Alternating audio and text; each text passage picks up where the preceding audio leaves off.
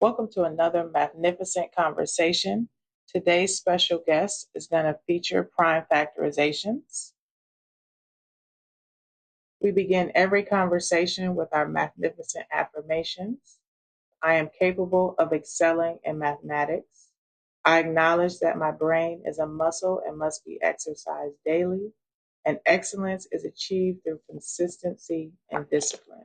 We keep those affirmations in our mind as we're learning. Every composite number can be factored into all prime numbers, and every composite number has a unique prime factorization. Prime factorizations are typically taught around 4th or 5th grade and then are left and forgotten about. But a lot of what we do in algebra and pre-calculus uses a prime factorization to help us simplify. The most important part about being able to do a prime factorization is knowing which numbers are prime. And this is where memorization comes into play. The first few, so the prime numbers that are less than 100, you should have memorized. I've listed a few on the left-hand side, but you should have a general idea when a number is less than 100, whether or not it's prime. When it gets bigger than 100, it requires a little bit more finesse. But right now, I do expect that you would know the prime numbers that are less than 100. And you should take some time out to memorize those if you have not. Okay, step 1, start with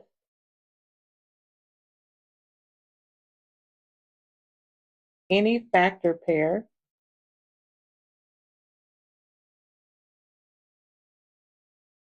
of the composite number.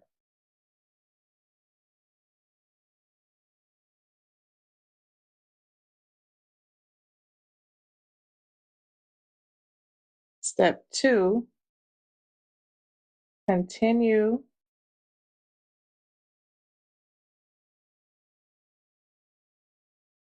to break down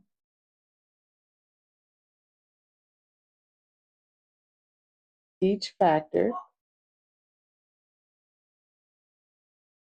until all numbers are prime.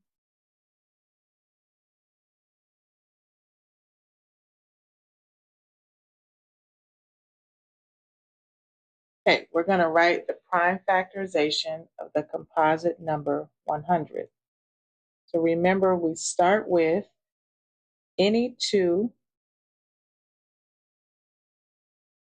numbers that multiply to 100, which is the same thing as saying a factor pair. So I'm going to start with 10 and 10. You could start with 2 and 50. You could start with 25 and 4. Actually, let's show a few of them. Not all of them, but we'll show these two. We'll start with 10 and 10, and we'll also start with 4 and 25.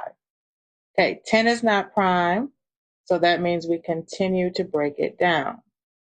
10, the only factors outside of 1 and 10 of 10 are 2 and 5. So a factor pair of 10 is 2 and 5. Well, 2 is prime and 5 is also prime. And we have to also break down the other 10 into its factor pair, which is 2 and 5. So those happen to be all prime, prime, prime, prime. So that means 100 is equal to 2 times 2 times 5 times 5. Okay, let's try starting with 4 and 25. Neither 4 or 25 are prime, so we'll continue to break them down. 4, its factor pair we can use is 2 and 2. Well, 2 and 2 are both prime, so we stop there. 25 has a factor pair with 5 and 5. Again, all of those are prime. So we get 2 times 2 times 5 times 5. You see we got the same prime factorization no matter what number we start with. So I'm going to do one more so you see each composite number has a unique prime factorization no matter where you start. So let's start with 50 and 2. Well, 2 is prime, so we stop there. 50 is not prime.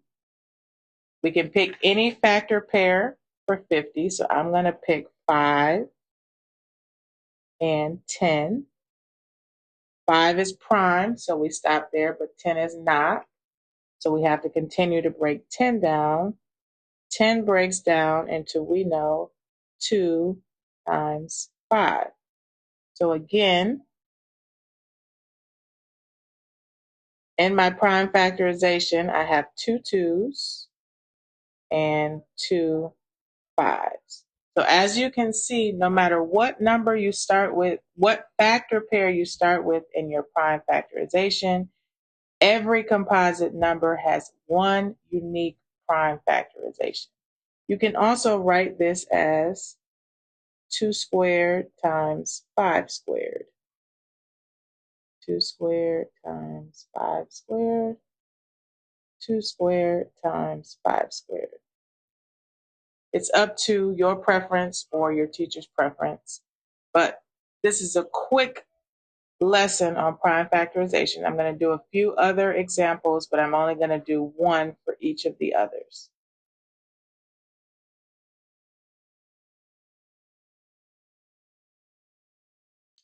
Next, let's try 1,290. Again, the more practice you get, the more finesse you'll have on where to start.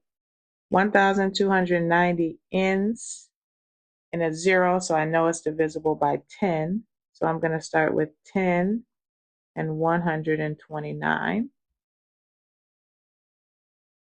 Okay, 10 we know is not prime, but we know its factor pair is 2 times 5, which are both prime. Now, 129 isn't a number that I look at and I really know, but I know it's not even, so it's not divisible by 2. It doesn't end in 0 or 5, so it's not divisible by 5 or 10. But I know my trick of 3. 1 plus 2 plus 9 is 12. 12 is divisible by 3, so 129 is definitely divisible by 3.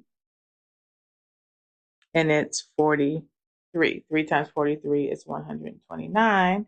And because I have my primes less than 100 memorized, I know that 43 is also prime. So 1,290 is equal to 2 times 3 times 5 times 43. All right, 112. 112 is an even number, so I know it's divisible by 2. 2 I know is prime, so I'm going to stop there on that side. And 112 divided by 2 is 56. 56 is not prime, but it's again even, so I know it's divisible by 2. 56 divided by 2 is 28. Even again, so I know it's divisible by 2, but also I know my facts, and 28 is 4 times 7. 4 is not prime, 7 is prime, so my 7 is done. And I know 4 is going to break down to 2 times 2, which are both prime. So 112 is equal to 2 times 2 times 2 times 2 times 7, or 2 to the 4th times 7.